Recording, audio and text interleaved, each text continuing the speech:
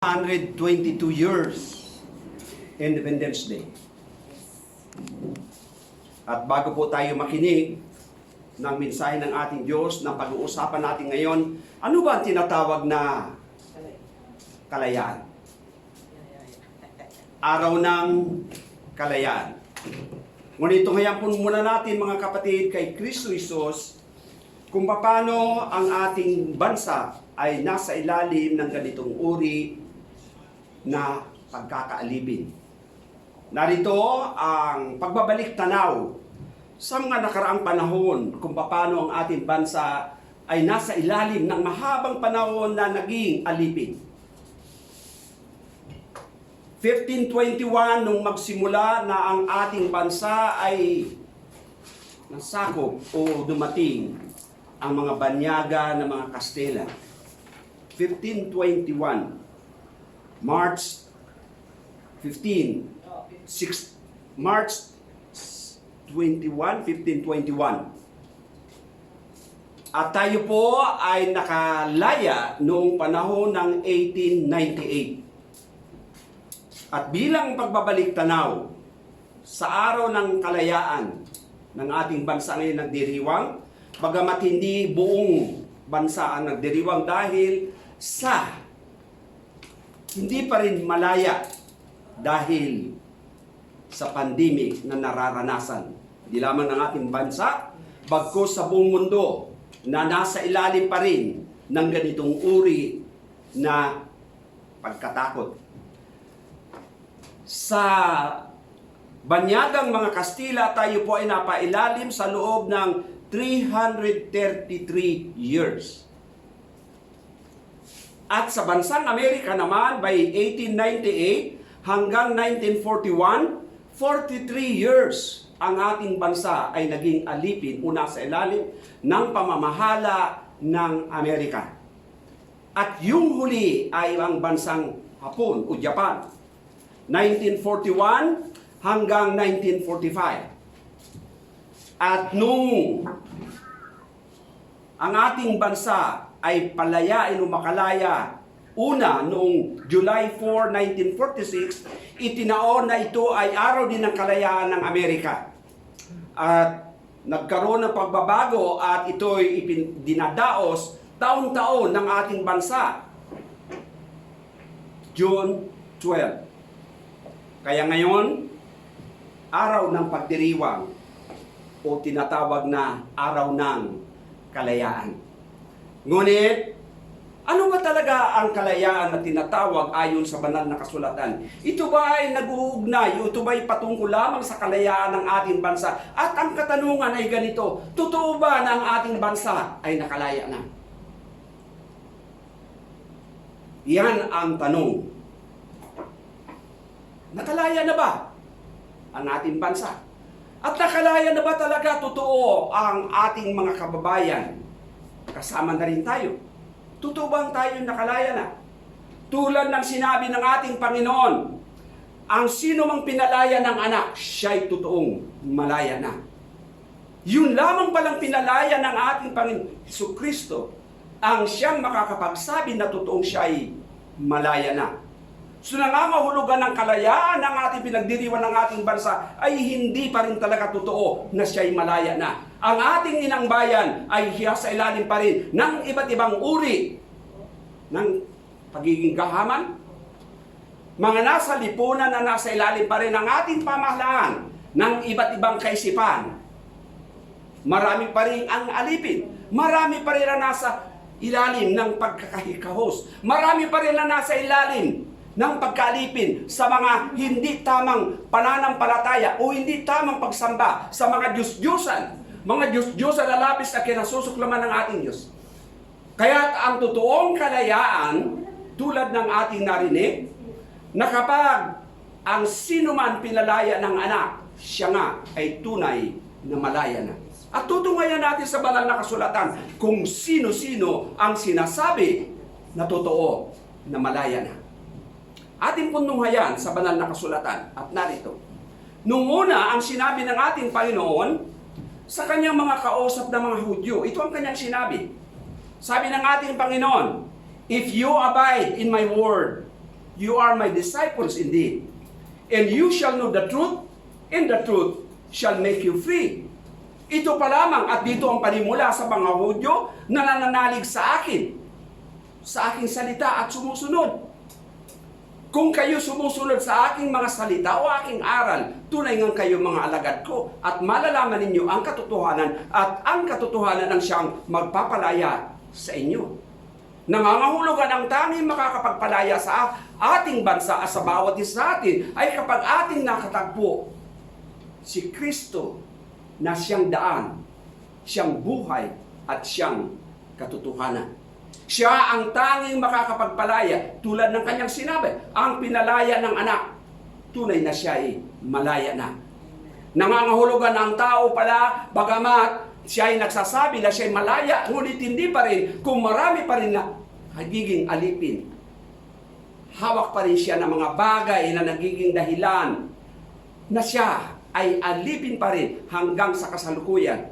Kung ang ating bansa ay hindi pa rin lubusang malaya, kailangan ng mga totoong mananampalataya upang ang ating bansa ay lubusang talagang makalaya sa ganung uri na maling pananampalataya. At narito pa ang karagdagan na sinasabi sa banal na kasulatan kung sino talaga ang totoo na malaya para magiging kasaya-saya o kaya kaaya-aya sa harapan ng ating Diyos na nagligtas ng bawat mananampalataya na nagsasabi, ako'y malaya na. Oo nga, ang kalayaan na sinasabi ng tao, kalayaan na gumawa ng hindi naaayon sa kalooban ng ating Diyos. Ngunit may sinasabi ang banal na kasulatan at narito ngayon ating tutunghayan kung ano ang malinaw na sinasabi sa banal na kasulatan ang siya lamang at nararapat nating paniwalaan.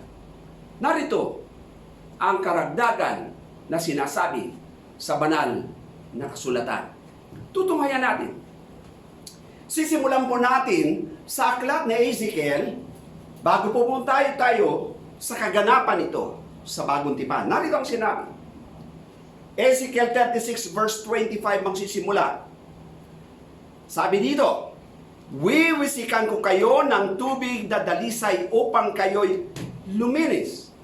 Aalisin ko rin ang naging mansa ninyo dahil sa inyong mga Diyos-Diyusan.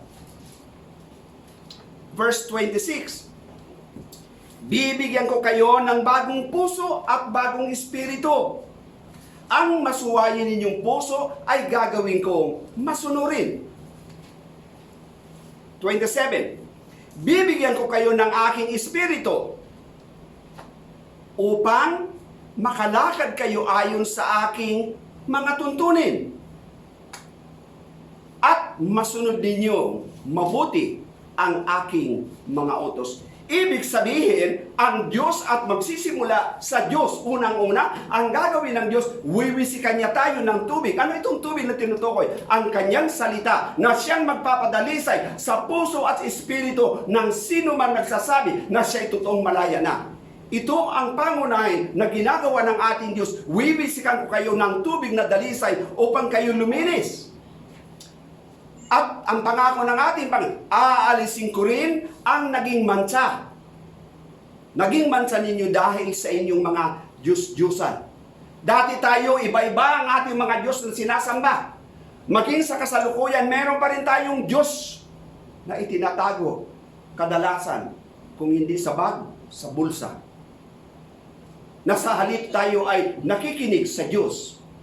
Iyon ang ating pinapakinggan. Kunyari tayo ay nagbabasa, pero hindi ang binabasa ang Biblia. Kung minsan ito pa rin ang ginagamit natin para magbasa ng Biblia. Ngunit sa harapan ng Diyos, sabi nga ng salita ng Diyos, hindi natin pwedeng dayain ang Diyos. Alam ng Diyos ang laman ng puso natin at laman ng ating kaisipan. Kaya ang Diyos-Diyosan na sinasabi ito ay malawak ang sinasaad. Hindi lamang yung mga nakasabit, hindi lamang yung mga nasa sa kanilang tarhita, hindi lamang yung dati nating kinagisnan na ating sinasamba. Ang labis na pinagkakaabalahan, maging ang mga mananampalataya, maging sa inyo na mga nakikinig sa kasalukuyan. Saan man kayo naroroon sa inyong tahanan, Meron pa rin. Alam ng Diyos na meron pa rin na Diyos-Diyosan sa atin. Paano ba masasabi natin ang isang uri ng Diyos-Diyosan para masabi natin na totoo, mga bagay na akala natin, hindi naman yun ay Diyos-Diyosan sapagkat ang ating alam ay yung mga nakasabit lamang, yung ating dating kinagisnan. Take note, mga kapatid, kay Kristo. Anumang bagay ang ibig sabihin ng Diyos-Diyos, anumang bagay na nakakapukaw sa ating puso't damdamin, kaisipan ng ating pananaw, na taliwas, o kaya naman, natuon, o naibaling sa mga bagay na hindi nararapat, iyon ang tawag ng ating Panginoon, Diyos-Diyosan. Kaya ang sabi ng ating Panginoon, ako ang Diyos na mapadibughuin. Anong ibig sabihin ng mapadibughuin? He is a jealous God. Siya ang unang nagmahal sa atin bago natin natutunan siyang mahalin. Kaya sabi ng banal na kasulatan, at tulad ng kanyang sinabi, pangako niya, lilinisin mula tayo. Paanong paraan? Ang salita ng Diyos ang naglilinis sa atin. Katunayan ng ating Panginoon na nagsabi na sa ating pagbabasa ng banal na kasulatan ng kanyang salita, nalinis na tayo. Kung totoo na malinis tayo, dapat wala na yung mga bagay na nagiging dahilan na maibaling natin ang ating kaisipan sa mga bagay na magiging dahilan na tatawagin ng Diyos. Yaon ay Diyos-Diyosan. Anong pangako ng Diyos? Narito ang pangako ng ating Diyos sa 26. Bibigyan ko kayo ng bagong puso. Bakit kailangan ng bagong puso? Kasama ang Espiritu. Bakit? Sapagkat ang puso ng tao ay tulad ng bato matigas. So, papalitan ng Diyos ng pusong laman upang maging malambot. At bakit kailangan ilagay ang kanyang Espiritu? Upang tayo matutong sumunod sa kanyang tuntunin. Sa gayon, ang bawat sinasabi ng ating Panginoon ay magagawa nating sundin. Sa ganang atin, wala tayong kakayahan na gawin ang pinag-uutos ng ating Diyos. At narito pa ang karagdagan na sinasabi sa bagong tipan. Kailan nagsisimula ang ating kalayaan? Narito na napakalinaw, paulit-ulit nating naririnig, paulit-ulit din na ipinapangaral, ngunit paulit-ulit din na nagagawa pa rin. Hindi pa rin nangangahulugan tayo na tunay at totoong malaya na sapagkat naririto pa rin tayo, nananatili pa rin tayo sa ganitong pagkatao.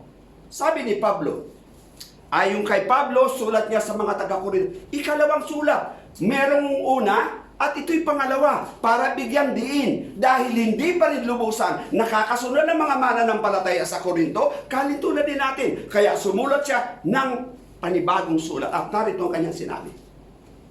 Chapter 5 ng 2 Corinthians, verse 17 at 18. Therefore, kaya ang sinumang nakipag-isa kay Kristo ay isa ng bagong nilalang. Wala na ang dating pagkatao, siya'y bago na. Susi, napakalinaw. Kaya ang sinumang nakipag-isa kay Kristo ay isa ng bagong nilalang. Ito yung kalayaan na sinasabi ng banal na kasulatan na ang sino man nakipag-isa kay Kristo, siya'y bagong nilalang. Doon pa lang nagsisimula ang kalayaan. Una, nilinis tayo sa pamamagitan ng ating narinig na salita ng Diyos. At ngayon naman, ang sino man dito ngayon, bilang paalala na ang sino man nakipag-isa kay Kristo ay isa ng bagong nilalang. Wala na ang dating pagkatao. Ano ba ang dating pagkatao natin? Yung mga bagay na labis natin kinahuhumalingan, iyon ang lumang pagkatao. Kaya sabi dito ni Pablo, wala na ang luma kung hindi siya'y bago na. At kapag tayo ay naging bago, lahat na gagawin ng totoong binago na nakalaya at pinalaya na ni Kristo, yung mga bagay na nakakalugod sa Kanya ang ginagawa. Verse 18. Ang Diyos ang gumawa ng lahat ng ito. Ibig sabihin, ang pagbabago na nangyari sa isang mananampalataya kung paano tayo sa ating lumang pagkatao ginawang bago, ang gumawa nito, hindi tayo. Kung hindi ang Diyos. Ito ang sinabi sa verse 18. Ang Diyos ang gumawa ng lahat ng ito. Sa pamamagitan ni Kristo, ibinilang niya akong kaibigan, di na kaaway, at hinirang niya tayo. Sabi ni Pablo, ako, pero ngayon tayo. Totoo bang tayo hinirang niya? Iyon ay totoo na tayo nga ay hinirang na ni Kristo. Ito pa, hinirang niya tayo upang panumbalikin sa Kanya ang mga tao. Ito ngayon, ang ating mga tungkulin bilang mga tinawag, iniligtas at binigyan ng bagong pagkatao na nagpapahayag ng kalayaan na nais ng ating Panginoong Jesucristo, hindi natatapos sa pamamagitan ng pagkakatawag, pagkakaligtas sa bawat isa. Kung hindi, merong ibinilin at ibinigay na tungkulin ang ating Panginoong Jesucristo tulad ng sinabi ni Pablo. At narito ang kanyang sinabi. Uulitin ko. Hinirang niya tayo upang panumbalikin sa Kanya ang mga tao. Ito ang tungkulin ng bawat tao na iniligtas ni Kristo, binigyan niya ng Kanyang Espiritu, pinalitan ang puso, binigyan ng kapangyarihan upang tayo makapagpahayag ng walang takot at walang pangamba tulad ng Kanyang pangako na hindi tayo iiwanan at hindi tayo pababayaan. Binigyan tayo ng kapangyarihan, ng kakayahan na makapagsalita at magpahayag na magiging dahilan para ang tao ay mapanumbalik. Ituturo natin sa kanila kung paano ang kaligtasan at kung paano rin sila makakaligtas. Ito ang sinasabi sa banal na kasulatan. Hinirang tayo. Hindi na natin, ikukulik mo sana. Punta ko dito, tumakbo ako, hindi ka ikukulik mo So, sana. naka-live ka, Pastora. Naka-live ka, Pastora. Sa madaling salita, ang sinasabi ng salita ng Diyos ay napakalinaw na tayo bilang mga tagasunod o binago ni Kristo, iniligtas at pinalaya, tayong lahat ngayon doon sa mga totoo na totoong pinalaya na. Tandaan natin mabuti, unang-una ang pinalitan, ating puso. Pangalawa, ibinigay ang Kanyang Espiritu para makasunod tayo sa mga alituntunin na sinasabi ng ating Panginoong Jesucristo. Lumakad at may tungkulin na gawin na panumbalikin ang lahat ng tao sa pamamagitan ninyo na mga iniligtas at tinawag ni Kristo, pinagkalooban ng Kanyang Espiritu, at hindi tayo dapat mangamba. Bakit? Binigyan tayo ng Espiritu tulad ng sinabi ni Pablo, tulad ng sinabi ni Timoteo. Ang sabi ni Timoteo, ang Espiritu na binigay sa atin ay hindi Espiritu ng kaduwagan. Ito ay Espiritu ng kapangyarihan, pag-ibig at pagpipigil sa sarili. Ito ang sinasabi ng banal na kasulatan. Kaya hindi tayo dapat nangangamba, hindi tayo dapat nagtakot. Bakit? Ang Espiritu na meron tayo ay mas makapangyarihan kaysa Espiritu na nasa libutan. Ito ang dahilan kung bakit ang lahat ng sumusunod, tagasunod ni Kristo, binago ang puso at naging alipin ni Kristo. Kung dati tayo naging alipin sa mga bagay na labis na kinasusuklaman ng Diyos, ngayon naman, bilang tagasunod ni Kristo, ipinapailalim natin ang buong pagkatao sa ating Panginoong Kristo upang malayang makakilos ang banal na Espiritu sa bawat nagsasabing, totoo na ako'y Kanyang binago. At narito pa, bilang karagdagan, ang sinabi ni Pablo, kung ano ang kanya tinura na ako'y hinirang.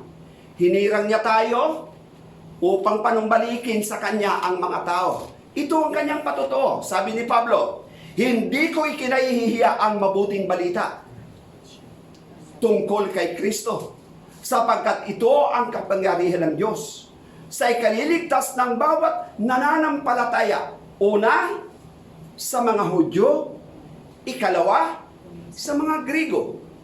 Nangangahulugan, si Pablo na nagsulat nito at nagsabi sa mga mananampalataya sa Roma ay sinasabi rin naman natin ito upang maintindihan natin na ang kapangyarihan pala ng ating Panginoon o ng ating Diyos ay ang mabuting balita patungkol kay Kristo. Kapag sinabi mo ang pangalang Jesucristo, meron kapangyarihan ng isang tao ay mabago. Hindi dahil sa iyo, kung hindi dahil sa pangalan ng ating Panginoong Jesucristo. Ito ang mabuting balita na makakapagligtas sa sinumang tao na pinagsabihan mo, na ang makakapagligtas sa sinumang tao ay ang ating Panginoong Jesucristo. At sa verse 17 ito ang sabi niya, ihinihahayag nito na ang pagpapawalang sala ng Diyos sa mga tao ay nagsisimula sa pananampalataya.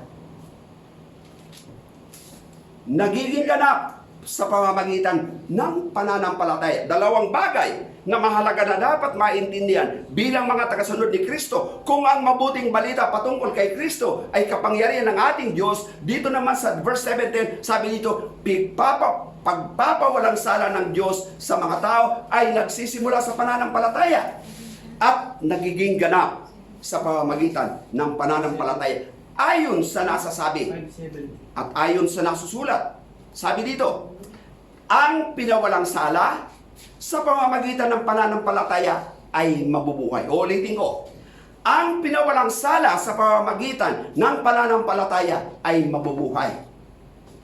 Ito ang buong pag-asa ng bawat mananampalataya na sumusunod kay Kristo at tagasunod ng ating Panginoon Jesucristo. Chapter 10 verse 13 pa rin ng Roma, sapagkat sinasabi sa kasulatan, ito po ang sinasabi sa banal na kasulatan, maliligtas ang lahat ng tumatawag sa pangalan ng Panginoon. Tama po. Maliligtas ang lahat ng tumatawag sa pangalan ng Panginoon. Ngunit hindi nagtatapos doon ang sinasabing ito sa Roma chapter 10 verse 13. Meron itong karugtong at bago natin isunod yung karugtong nito, babalikan natin kung gaano katotoo ito. Sapagkat meron din sinabi ang ating Panginoon. Meron din sinabi ang ating Panginoon nung siya'y nangangaral habang nandito pa siya sa ibabaw ng mundo. Ito ang kanyang sinabi. Hindi lahat, tingnan mo, hindi lahat ng tumatawag sa akin, Panginoon, Panginoon, ay papasok sa kaharian sa langit. Yung sinabi ni Pablo sa verse 13, sapagkat sinasabi sa kasulatan, maliligtas ang lahat ng tumatawag sa pangalan ng Panginoon. Pero ang sabi ng Panginoon, hindi lahat ng tumatawag sa akin, Panginoon, Panginoon, ay papasok sa kaharian ng langit. Pagdating, kundi yaon lamang sumusunod sa kalooban ng aking Ama na nasa langit. Ulitin ko po, sapagkat ito kailangan maging malinaw. Ang sabi ni Pablo sa chapter 10 verse 13 ng Roma,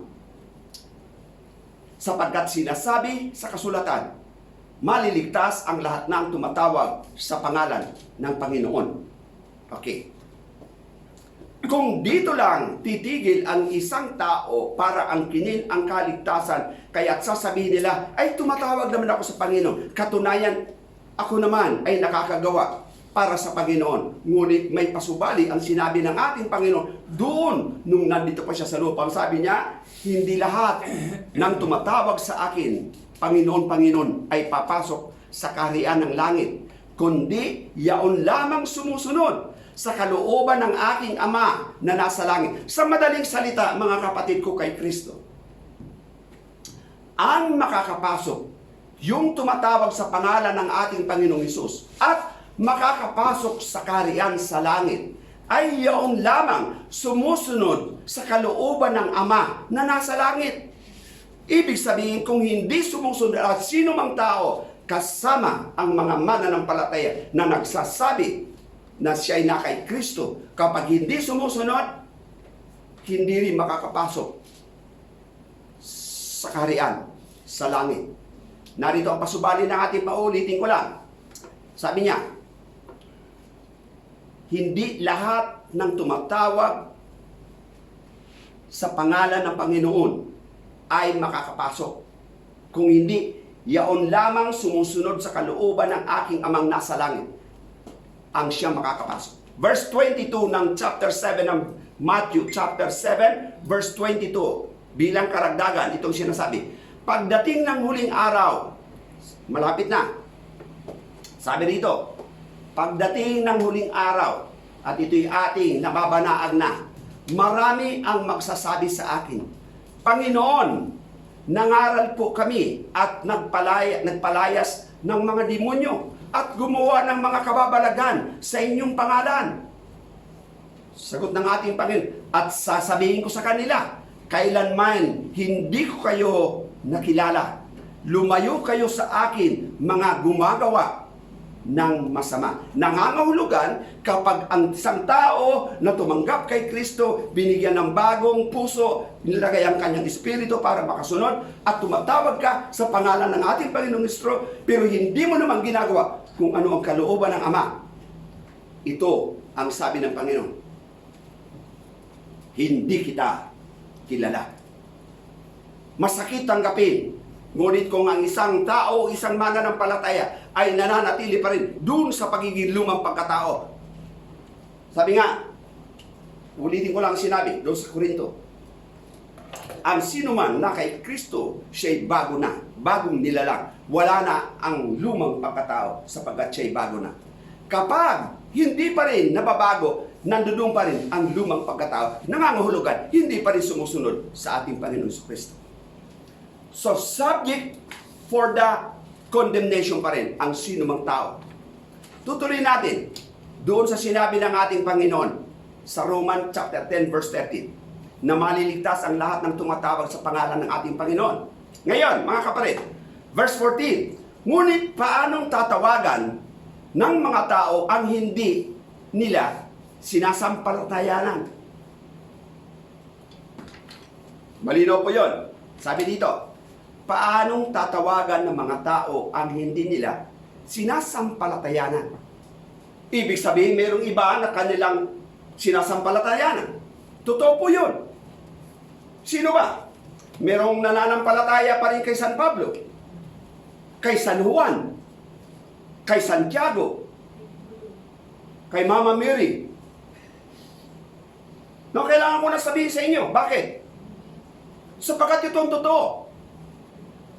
Kapag hindi ko sinabi sa inyo ang sabi ng Biblia, ang nakakalam ng mabuting gawin at hindi ginawa siya nagkakasala, magiging kasalanan ko kung hindi ko sasabihin sa inyo ang totoo. At yung narinig natin kanina, kung totoong kayo ay mga alagad ko, susundin ninyo ang iniuutos ko at malalaman ninyo katotohanan at ang katotohanan ang siyang magpapalaya sa inyo. So kailangan makalaya ang isang tao para tayo sa ganon, hindi tayo hatulan ng ating Panginoong Kristo pagdating ng panahon na itinakda ng Diyos. Nangangahulugan, paanong tatawagan ng mga tao ang hindi nila sinasampalatayanan? Isa lang ang dapat nating tawagan at ating dapat sampalatayanan. Sino? Ito. Paano silang mananampalataya? Ito yung pangalawang tanong, sabi niya. Unang tanong, ngunit paanong tatawagan ng mga tao ang hindi nila sinasampalataya? Pangalawa, paano silang mananampalataya kung wala pa silang napapakinggan tungkol sa Kanya? Pangapat, paano naman silang makakapakinig kung walang nangangaral?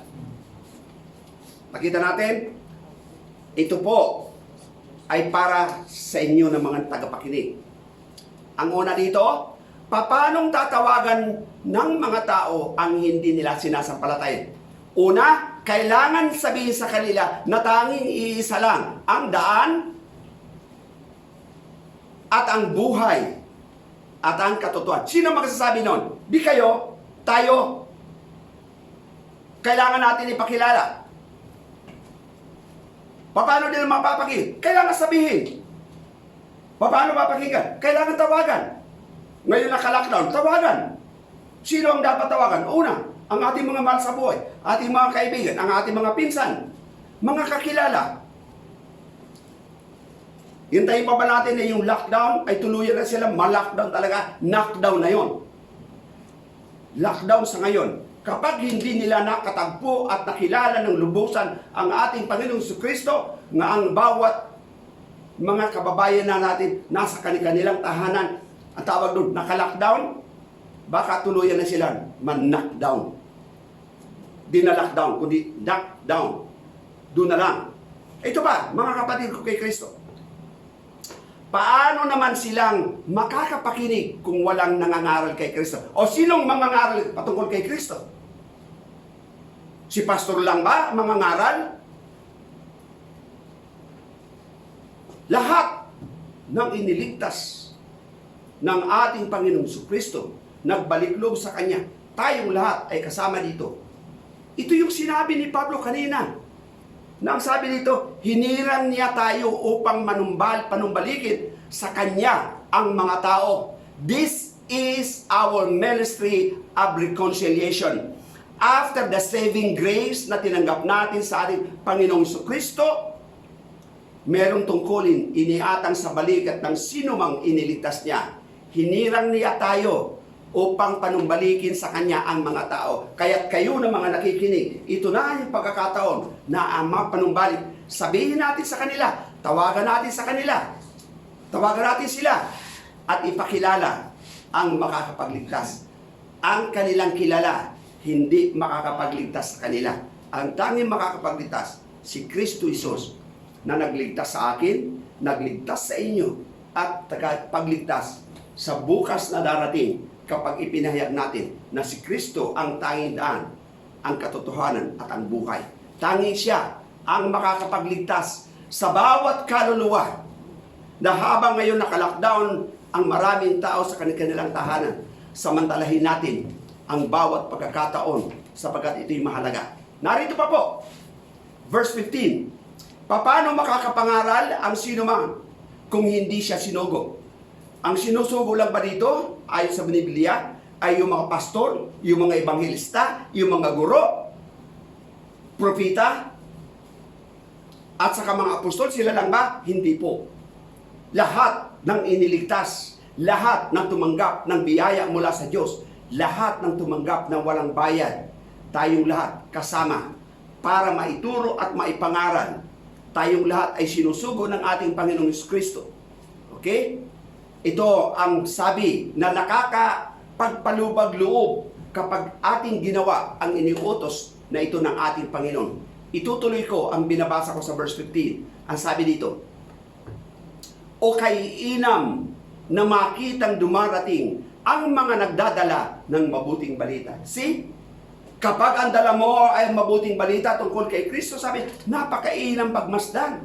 Napakagandang tignan. Ibig sabihin, ang mga kaluluwa na binago, iniligtas at sinugo ni Kristo upang maging dahilan o daan para maraming tao ang may panumbalik sa harapan ni Kristo. Kaya sa verse 16, ngunit hindi lahat ay naniniwala sa mabuting balita. Itong sabi ng ating Panginoong Hesus, maging ang ating kapatid ni si Isaiah, hindi lahat. So paano? Kailangan lang natin sabihin sa kanila ang katotohanan ng salita. Kapag sila'y kinahabagan ng Diyos, sila'y maliligtas. Ngunit tayo magiging instrumento para sila ay makapagbalik loob sa ating Diyos na buhay. Kung ganoon mga kapatid kay Kristo na mga nakikinig sa ngayon, saan mang dako kayo naroon, ito ay napaka mahalaga na mensahe ng ating Diyos ng kalayaan na sinasabi. Totoo ng ating bansa, pinagdiriwang natin ang araw ng kalayaan. In the sense na tayo nga ay naging alipin at tayo nakalaya. Nagkaroon tayo ng tinatawag kasarinlan. Kasarinlan na hindi na tayo alipin. Totoo ba na hindi na alipin ang ating bansa? Mas matindi ang pagiging alipin ng ating bansa. Nasa ilalim ang ating bansa ng mapang-alipin at nananatiling alipin sa maling pamamaraan, maling pananampalataya. At tayong lahat, kasama tayo, kaya kung hindi tayo kikilos, hindi tayo magsama-sama upang tulungan at matulungan ng ating bansa na palayain mula sa biyaya ng ating Diyos ang mangyayari. Mas marami ang mapapahamak kung tayong lahat ay mananatili na hindi nagsasalita patungkol sa katotohanan.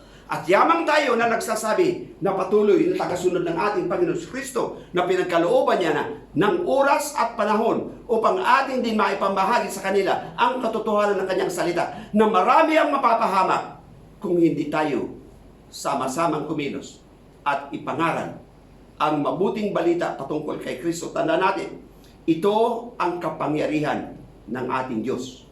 Ang mabuting balita, hindi magiging mabuting balita hanggat hindi natin sinasabi. At hindi rin magiging balita hanggat hindi natin ipinapangaral, hanggat hindi natin isinisigaw, hanggat hindi natin sinasabi, hindi magiging balita. At para maging balita ang anumang bagay, kailangan natin sabihin.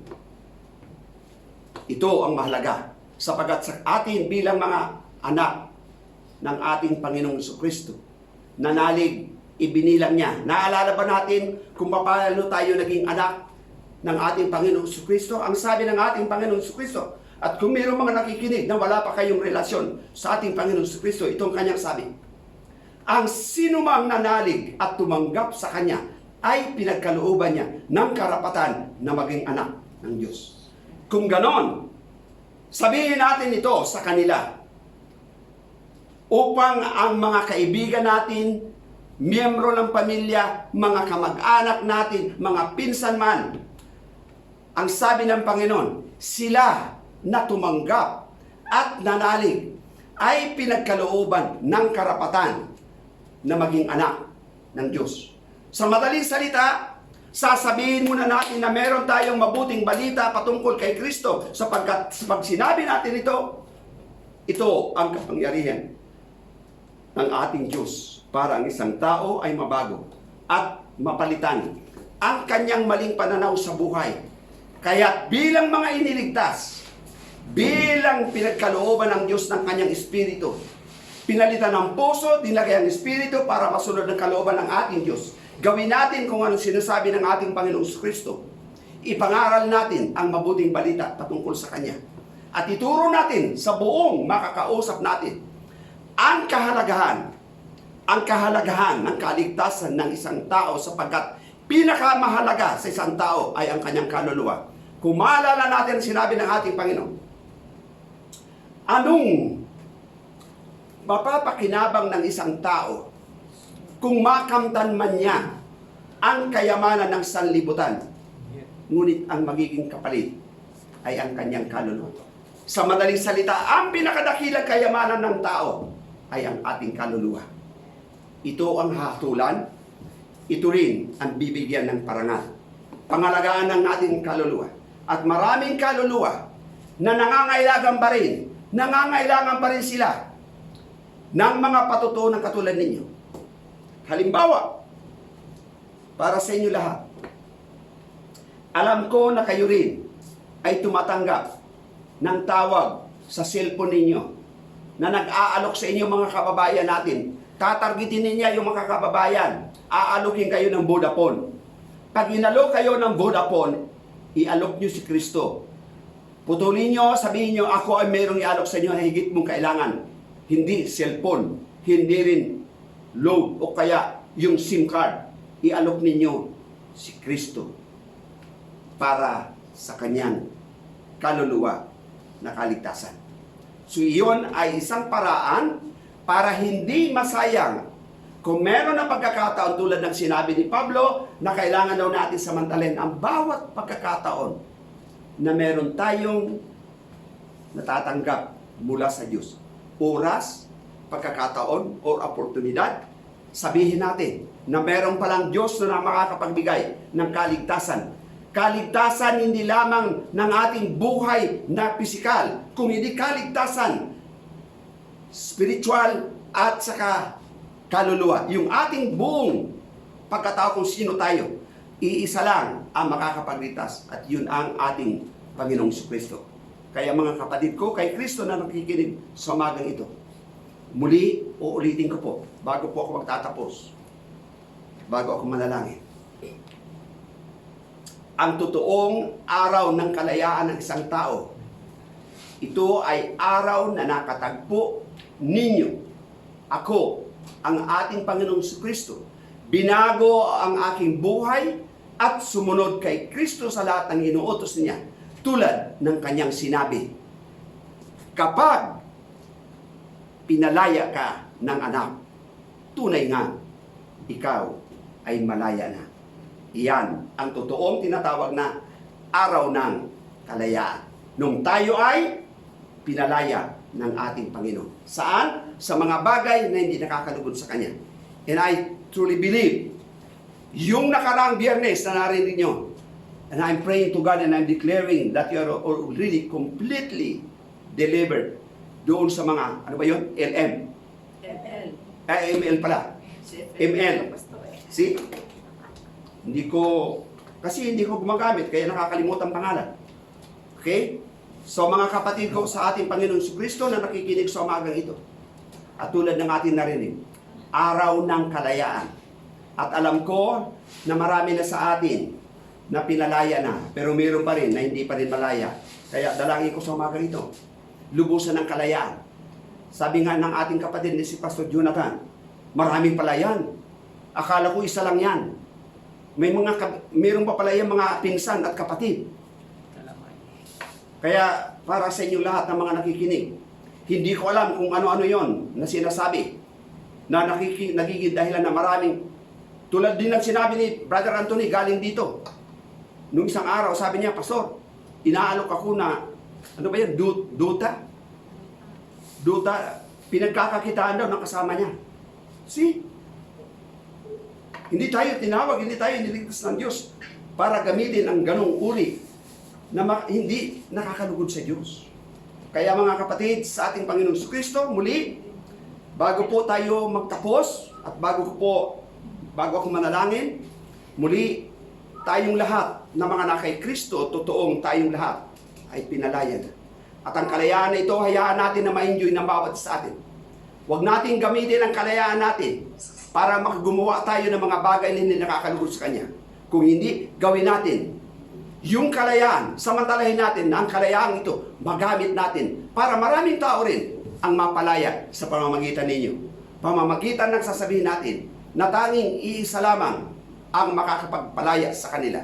At ang pangalan yon, pangalan ng ating Panginoong Kristo. Tayo saglit yumuko at tayo magpasalamat sa ating Panginoon.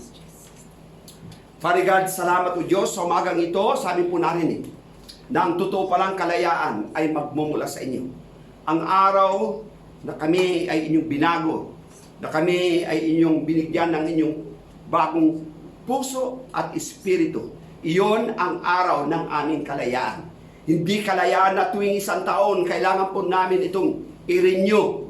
Wala pong renewal kung hindi paalala sa amin, O Diyos, na lagi po namin alalahanin ng aming katawan, ang aming buhay, kayo ang nagmamayari. Kaya dapat po namin napahalagahan, pangalagaan po namin ang aming mga katawang ito na ginagamit ninyo na templo ng iyong Espiritu Santo. Mangyari na maugat sa bawat isang nakikinig sa kanilang tahanan, ang katapangan na maipangaral, ang kaligtasan na tanging magmumula kay Kristo Jesus sa pamamagitan ng iyong Espiritu Santo. Loobin niyo, O Diyos, sa mga aking kapatid na nakikinig sa umagang ito, ang totoong kalayaan ay amin pong maranasan. Buong tapang po namin na maipangaral. Hindi kami, Ama, mangingimi. Hindi rin kami mangangamba sapagkat sa iyong pangako, Diyos, na kami inyong laging sasamahan. Ang katapangan ito ay nasa aming mga puso sapagkat meron kami na espiritu na higit na makapangyarihan kaysa espiritu na nasa libutan. Purihin ka, O Diyos, at maraming salamat sa pangalan ng Panginoon Kristo. Amen. God bless po sa inyo lahat, mga kapatid ko kay Kristo.